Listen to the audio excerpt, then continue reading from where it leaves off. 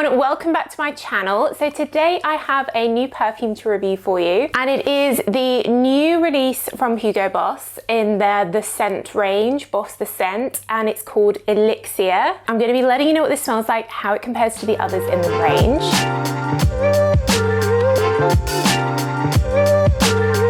If you are new here, then hello, welcome. I'm all about perfumes. I have hundreds of videos like this. I'll leave the links to my reviews of the other Hugo Boss The Scent fragrances and the Hugo Boss Alive ones as well. I'll leave those links in the description box, along with where you can get this fragrance all around the world. I bought this from Look Fantastic, where you can get up to 25% off with my code LFTF Soki. And if you're a regular viewer, do make sure you're subscribed and give the video a thumbs up. That really helps me. Cool. So believe it or not, this is actually the 10th version of Hugo Boss The Scent. There have been an original and then 9 different flankers of this. I do have an article on my blog that explains what all of them smell like, so I'll leave that link below. Some of them are discontinued, some of them are still available. I have a sample of the original here. I actually really like the original. It's quite fruity. It's a very fresh, fruity, everyday scent. The main note is a peach and osmanthus. Osmanthus is a flower which has quite a peachy quality to it. It does have a bit of a freesia note in there as well, so it's a fruity floral. It's very innocent, pretty, springtime,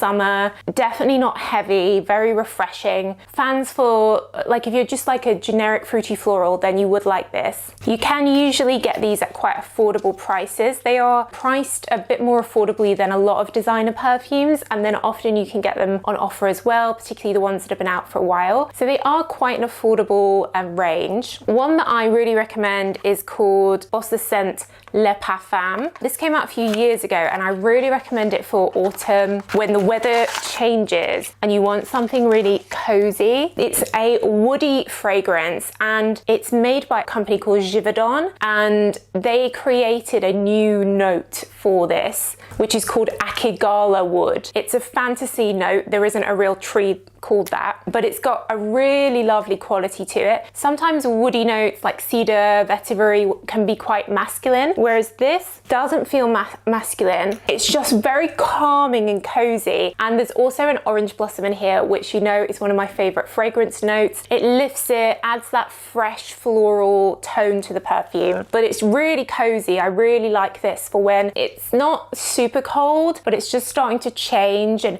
perhaps you've got a scarf and you sort of spray this on a scarf and it's very cozy. I'm not sure if this is discontinued, but it's my personal favorite from the range, I think. I know that there's one called Absolute, Boss The Scent Absolute. I know that is popular because it has a coffee note in, vanilla and coffee. So it has some similarities to Black Opium from Yves Saint Laurent, which also is a vanilla coffee perfume. So let's get on to this new one, the scent Elixir. I know that Hugo Boss had a rebranding recently, and now they're just called Boss rather than Hugo Boss. I noticed that it is called Boss The Scent, whereas the older packaging say Hugo Boss as well. I don't know why, that's not a particularly interesting fact, but there you go. And it's nice that the scent and Elixir is written in gold.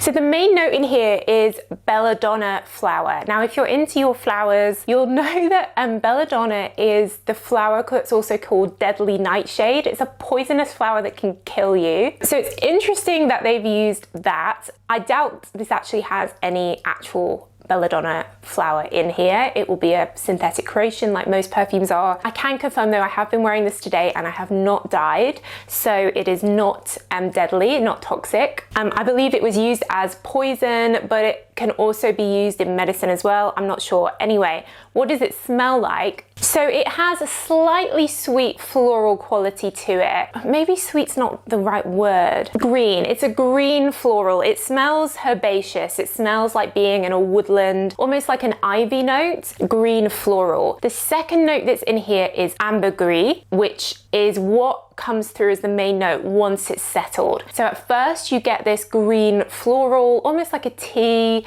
like ivy and green tea, matcha type vibe. But as it settles, it very much becomes an ambergris fragrance, another French word that I'm rubbish at pronouncing. So ambergris is a note that was used really widely in the past in perfumery. Believe it or not, it is actually a product of something that's produced in the stomach of a sperm whale. I have no idea how this came to be found and used in perfume, but it was used in a lot of fragrances back in the day. Everything from like the original Chanel No. 5, like a lot of the sort of famous perfumes from the 50s, 60s used ambergris.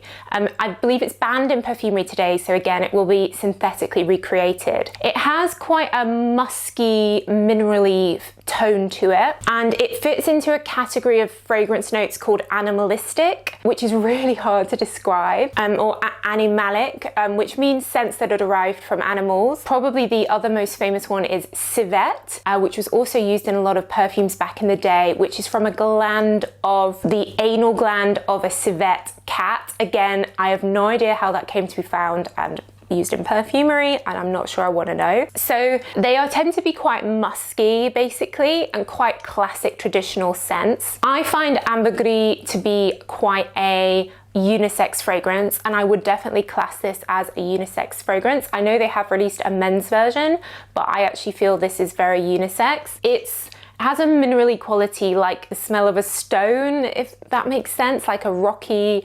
outdoorsy, musky scent.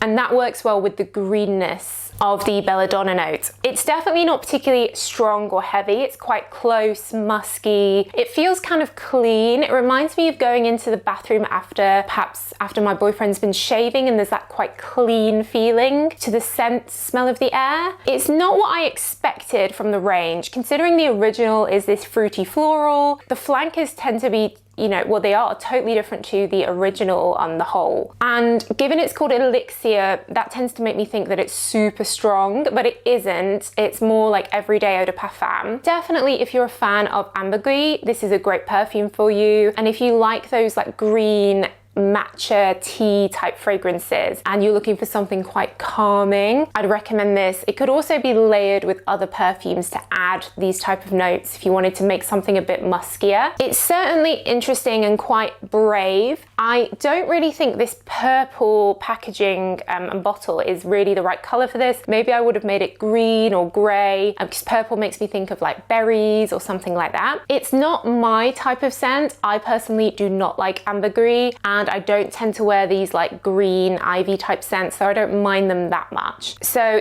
if you like similar things to me, this is probably not for you. But anyone that likes the traditional ambergris scents, if you like aldehyde scents like that give you that very clean feeling, then I think you like this. It's certainly different though. Like so many perfumes that are released at the moment are the same, like jasmine vanilla combination. So it's really nice to see a brand doing something quite different. So yeah. So I'm not sure what to make of it.